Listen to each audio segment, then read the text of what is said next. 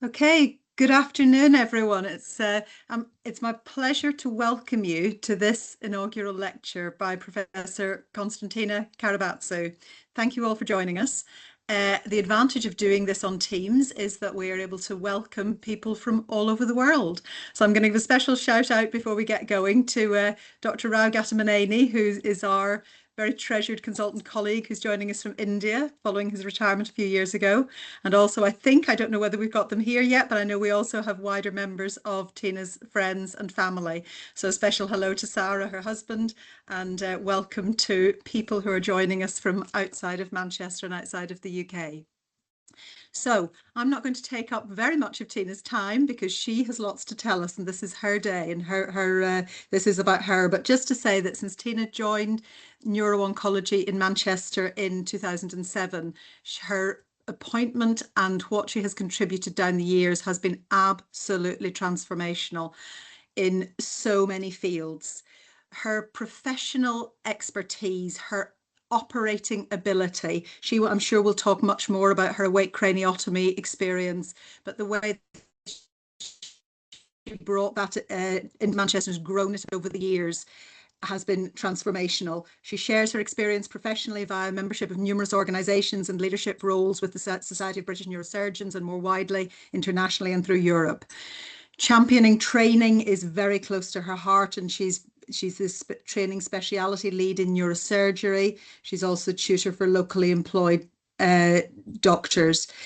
She's a champion of research, having contributed to many of the trials that we simply couldn't have delivered in Manchester without our close liaison with the neurosurgeons. Phase 0 trials, understanding whether drugs are getting into tumours, and continuing to collaborate with work in the Patterson Institute at the Christie involving tumour specimens, allowing basic science researchers to work to see if we can do more in the treatment of gliomas. She's worked tirelessly for patients, organising low-grade glioma patient days several times, where we bring all our low-grade glioma patients in and have a very wonderful educational day of discourse.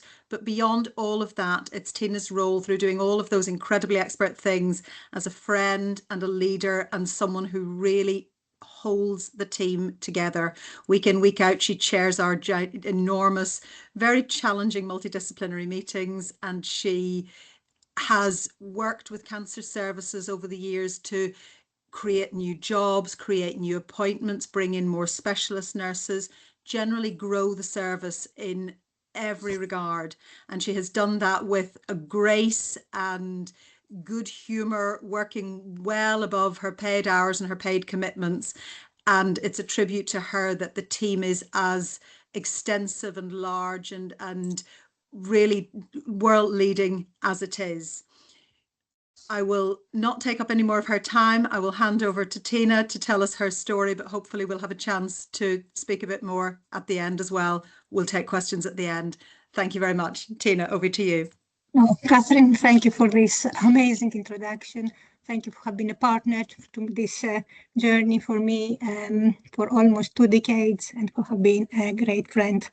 I'm very humbled to have been given this recognition from the University of Manchester, and for all the people who have joined today for this special day, many thanks. It means a lot, and I know a lot of friends and family are on the call along with colleagues, so that's very much appreciated. I'll take you through my journey, a neurosurgeon's journey, which I call the beauty and the beast. The beauty being the brain, which is this most beautiful creation, and the beast is the brain tumor. And what I will talk to you about today is things that matter to me, things that are important to me. And we're not here, all of us, where we are, without having been, without our background, our genetic makeup, our cultural influences, our moral traits and values.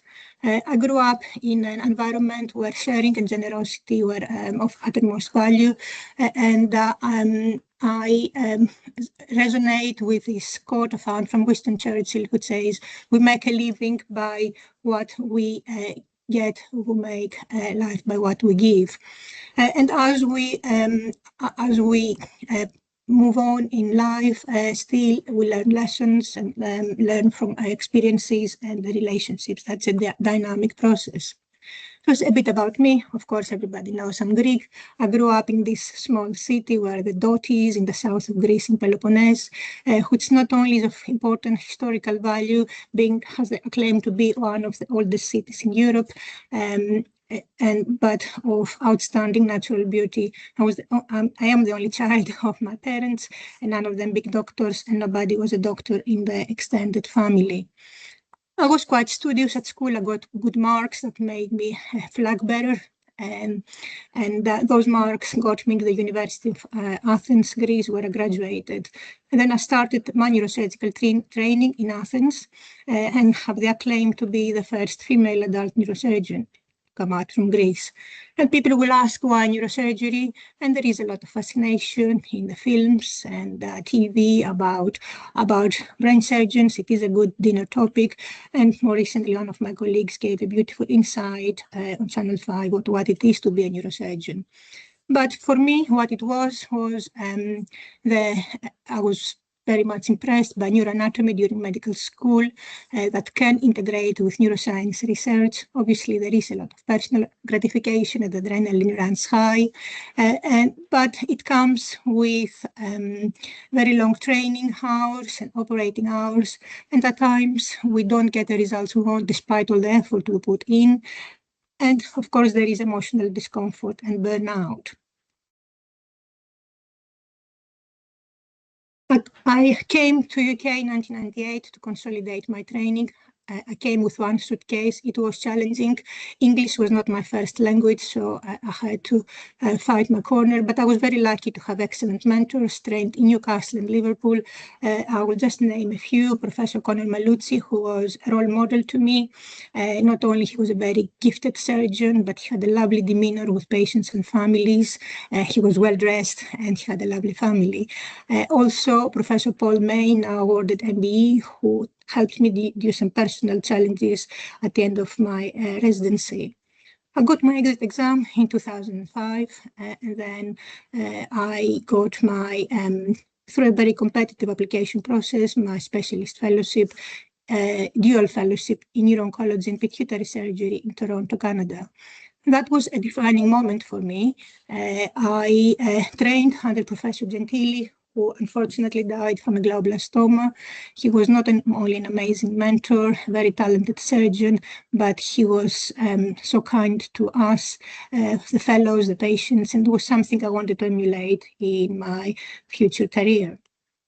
And talking of my career, there are three key components in my career as a neurosurgery consultant I'm going to talk to you about, with a very heavy emphasis, as Catherine said, on the clinical, but as well as education and research.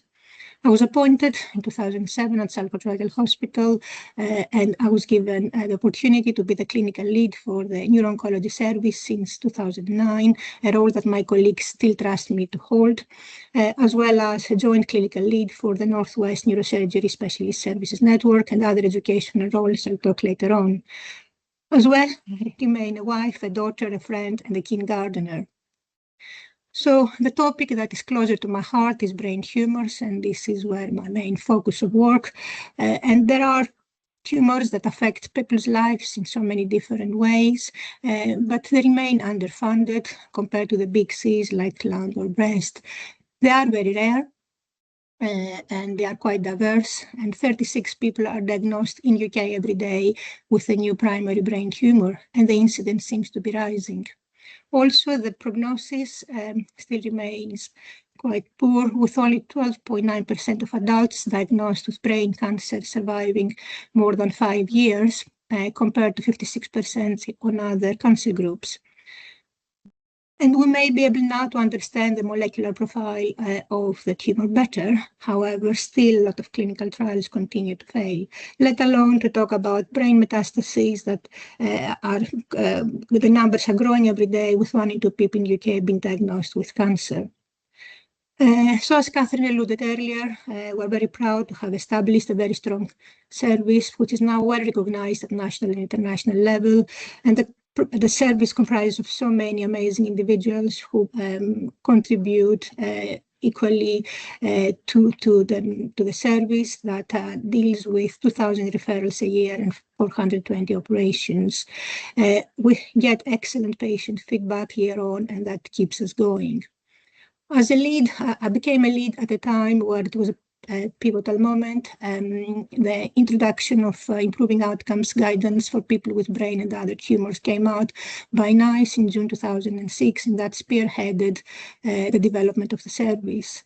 I can take some credit for developing, along with my other colleagues who share the same vision, clear care pathways, communication channels, and a modern, up-to-date service that doesn't have anything that can compare with many other centers in the world.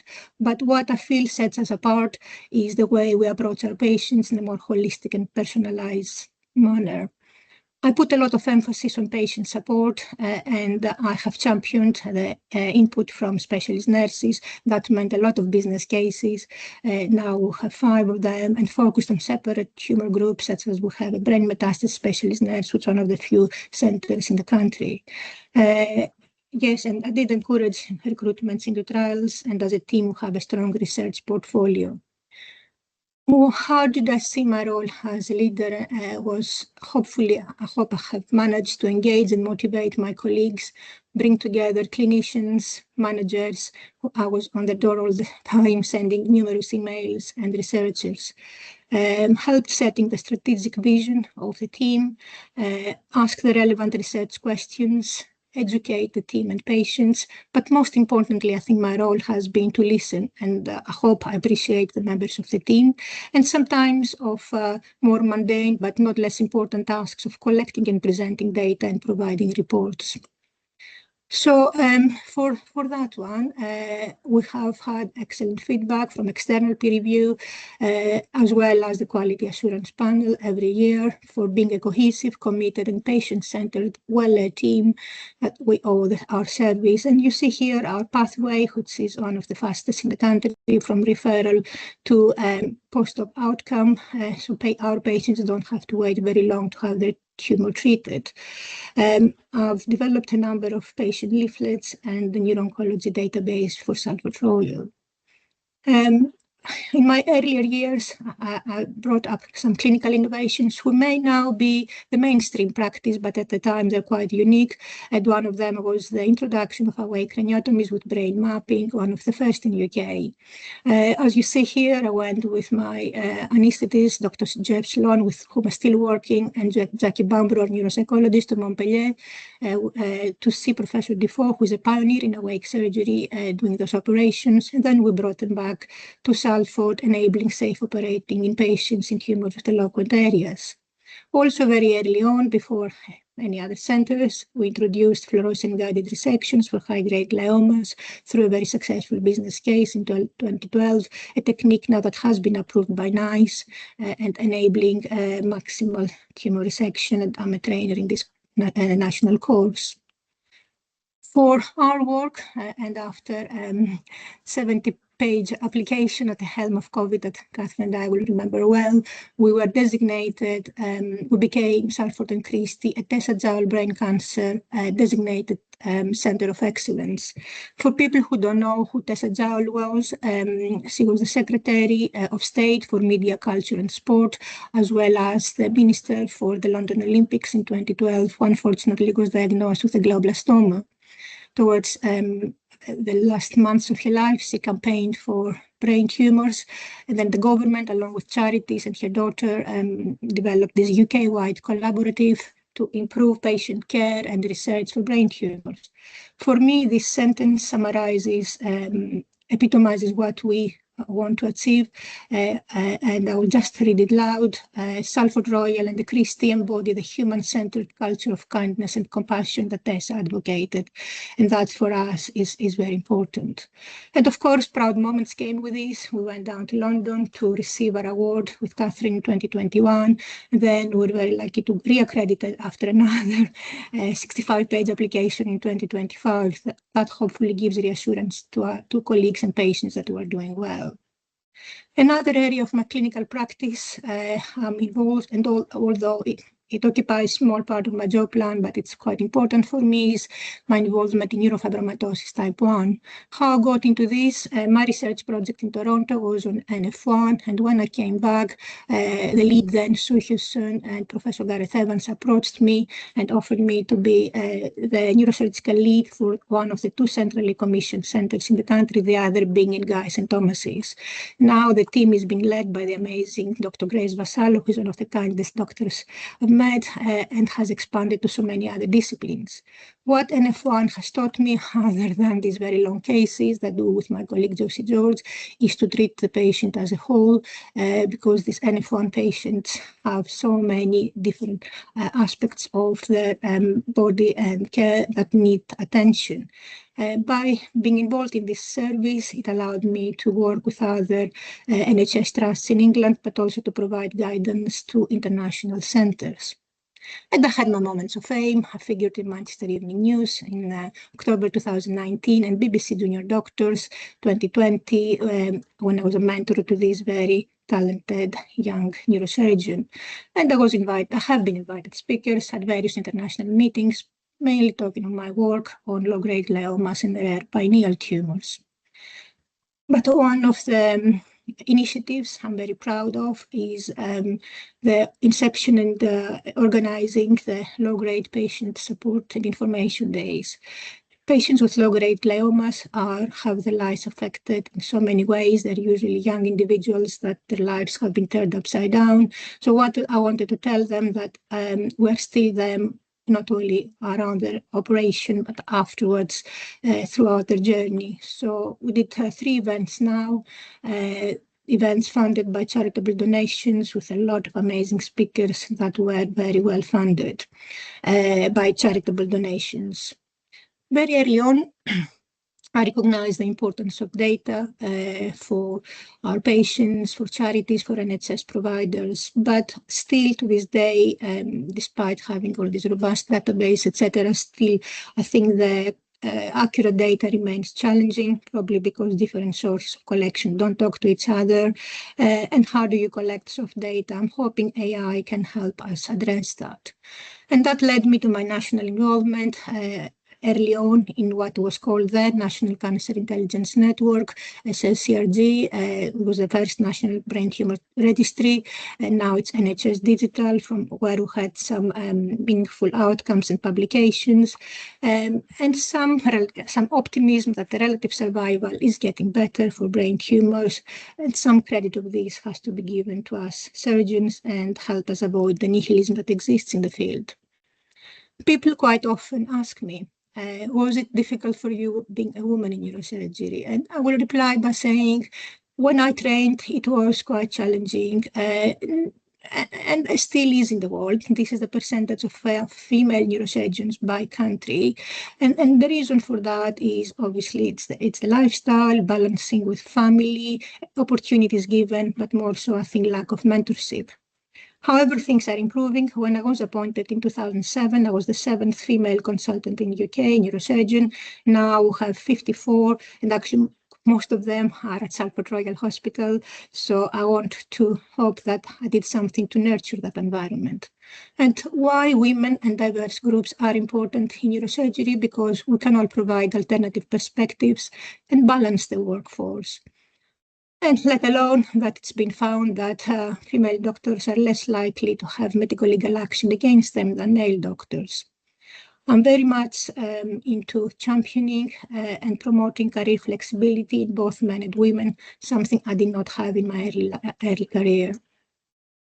And then I moved to the second part of my job, which I enjoy enormously, is being a trainer and an educator. I have guided a number of doctors from foundation year, seeing them becoming consultants who make me part of their lives, inviting me in their weddings, children's christenings, etc.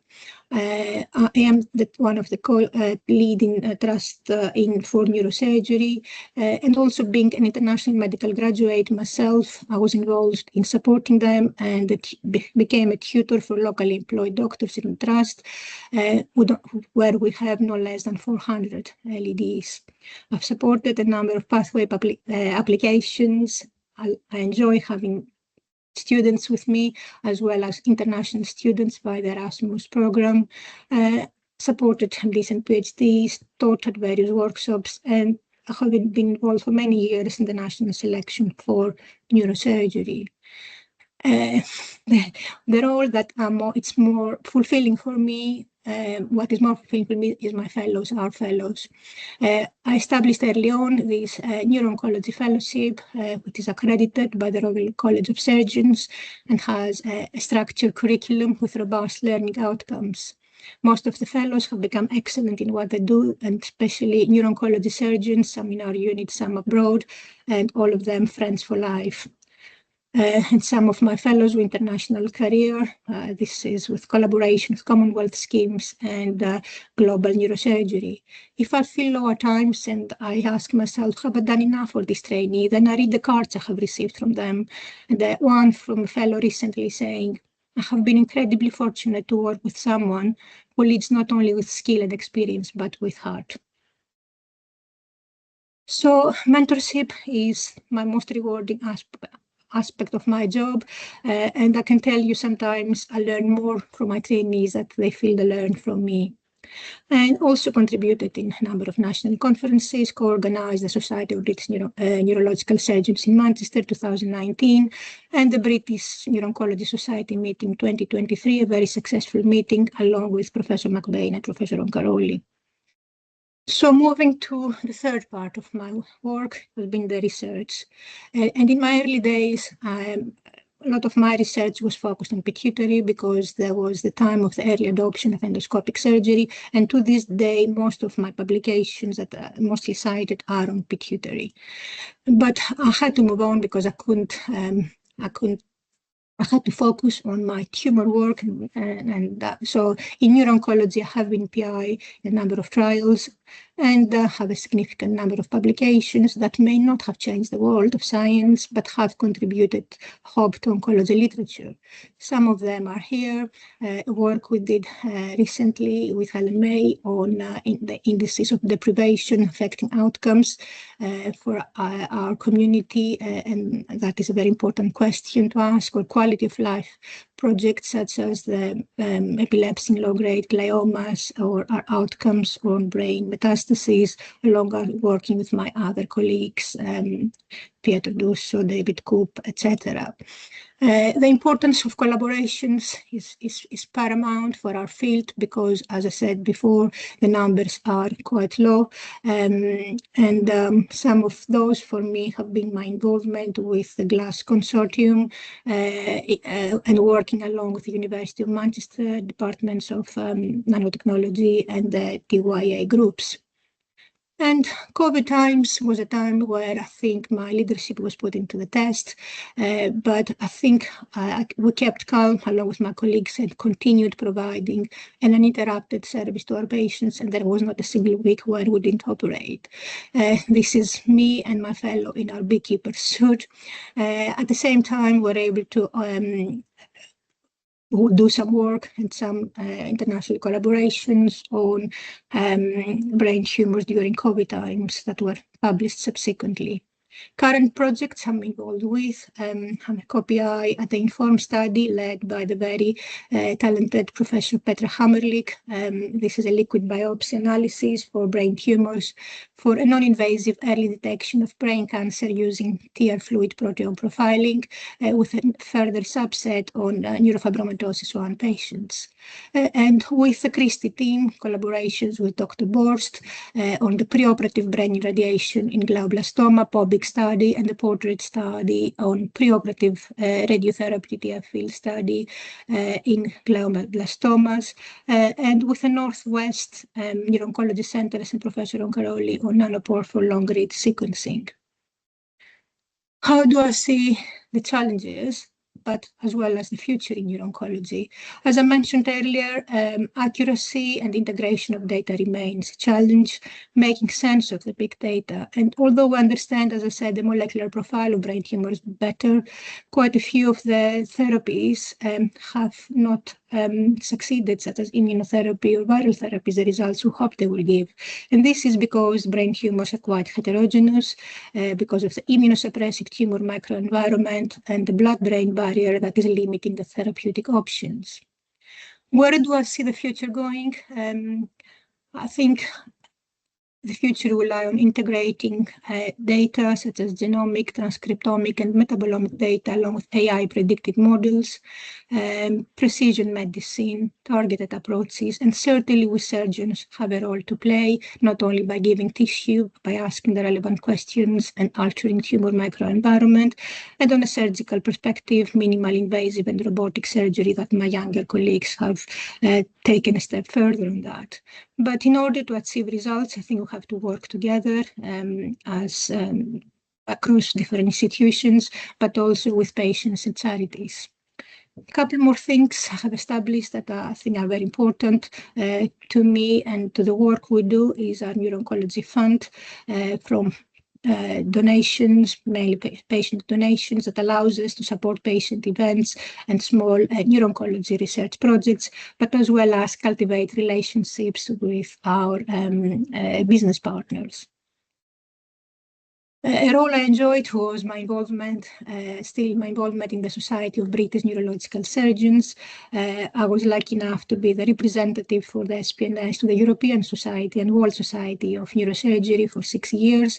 That enabled me to meet incredible individuals across the world, attend various meetings, but also be involved in national and international guidelines. One of them, and where I'm the main author, is the perioperative management of oral anticoagulants and antiplatelets in cranial surgery, a work that is published now on the SPNS website.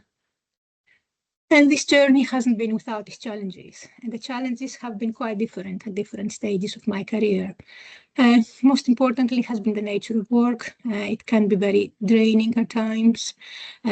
Could there have been an unconscious bias? Maybe. But what I found difficult is to balance clinical work that was quite heavy, especially earlier on, with academic work and research, and I had to make some difficult personal choices for my family. And also, as you get more mature, staying current can be quite tricky. However, if I were to start again, I think I would still choose the same path. Maybe I would navigate it now more efficiently. And as I approach the later stages of my career, my aims remain the same, mainly to support patients and families, raise awareness for brain tumors. I'll highlight March this month is a Brain Tumor Awareness Month, and continue fundraising for brain tumor projects, facilitate and support research and collaboration, and hopefully continue to mentor younger generations of neurosurgeons and scientists. And I want to get involved a bit more in global neurosurgery. And some final thoughts here, mainly for the younger people on the call. I want to highlight the importance of teamwork and communication, as well as resilience. I attended the European Society meeting in Belgrade, and their invited speaker was Welsh Novak Djokovic, which he said, in order to be on top of your game, no matter what, tennis or neurosurgery, you have to build up your emotional resilience, and that is very true. I will also say, manage your triumphs as well as your failures, learn by them. Get the support you need and be active. And also, don't forget, treat the patient who has the disease, not just the disease itself. We cannot always cure, but we can always comfort. And what we enjoy outside work, people do know, we like traveling a lot. I'm a very keen gardener. My trainees know that I like baking, and we love nature. There are so many people I want to thank here, but mainly my amazing neuro-oncology team at Salford and Christie, who are doing all this amazing work, and I hope they will continue even when I eventually retire. All my neurosurgical and neurofibromatosis colleagues, all the admin staff, especially my secretary, who kept my practice going like clockwork, the very helpful management team at Salford, my anesthetic and theatre teams, my patients and the families whose resilience give us the strength to keep going. Special thanks to Professor Federico Roncaroli for his guidance and mentorship and scrutinizing my application, this application. Catherine McBain, what can I say? She has been my partner for in this tumor journey for almost 2 decades, and we keep pushing each other to achieve better results for our friends, for our tumor patients. And the next person I would like to thank is Professor Petra Hammerlich for reinvigorating the interest on brain tumor research in Manchester. Finally, I would like to thank my husband. It hasn't been easy being the husband of a neurosurgeon, I'm sure. His and my family and all our friends and the Greek community who is always behind me. This recognition is not just for us, but not for me, but it's for everyone. Many thanks. Excellent. Thank you, Tina. Thank you so much. That was it just perfectly encapsulated you and so thank you for taking us through that phenomenal journey. I have a lump in my throat. I'm sure I'm not alone. What I think stands out for me is the fact that you're such an amazing pair of hands in terms of your operating, and you do operations that you just take for granted on a Thursday morning that other people, make a very big deal of. And, your post-operative outcomes are just superb. Your rates of complication rates are so low. But I think what really stands out, is the way you talk about looking after the whole person, because that's absolutely what you do. You and I co-manage many people and trying to explain these concepts to people who are living with, life-threatening and life-changing tumors, trying to help them navigate the uncertainty that comes with this diagnosis.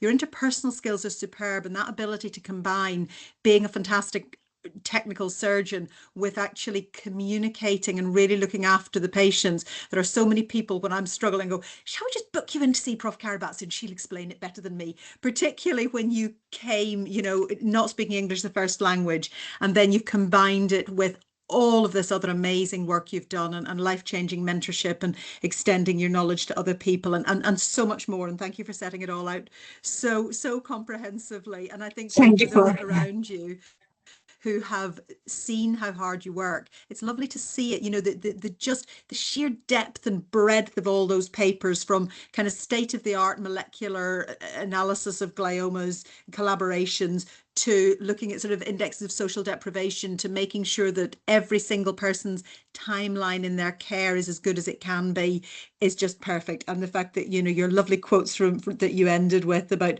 the good physician treating the disease, the great physician treating the person with the disease, because that's totally you, and looking after and being such an amazing friend and colleague along the way. It really is a tribute to you. And I'm so delighted that you got your very, very, very well deserved honorary clinical chair, and that you elevated from Miss Karabatsou to Prof Karabatsou. It would have been a travesty had you not. So enough from me. Are there any comments or questions from anybody else? Thank you for the very kind words. But yeah, if anybody has any comments, thank you.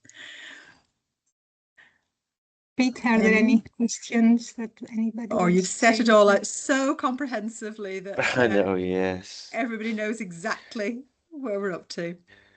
Yep. So, Tina, we didn't have anything in the Q&A during the session, but I just wanted to come back to something you mentioned on the patient information support days. Those sound like a really interesting and exciting couple of sessions that you've done. Is there any major things you've learned specifically from those sessions? And I was just wondering if you're planning to do any more in 2026 and beyond. Yes, I mean, these are quite unique in the country. As far as I know, we're the first to organize these low-grade glioma events. The key to those is plan very early on and obviously secure your funding, because without funding, you couldn't do anything.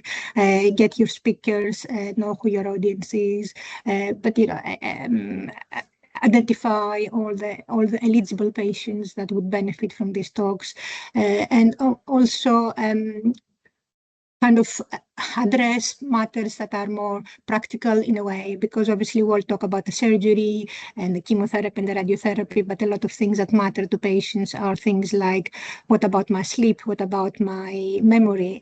What about my driving? So obviously listen to what the patients want to find out, what to listen, and address those. And I think on the latest ones, we have nailed those by listening more to our patients. Definitely want to continue. I'm just going to comment from. Oh, sorry. Yes. Okay. Great. We've got a comment from Pietro in the chat as well. A very well deserved chair, fabulous surgeon, excellent leader, and an exceptional person. So I think that reflects really what a lot of us are thinking after seeing From that excellent another talk. So amazing surgeon. Many thanks. yes, Absolutely. of course, yeah.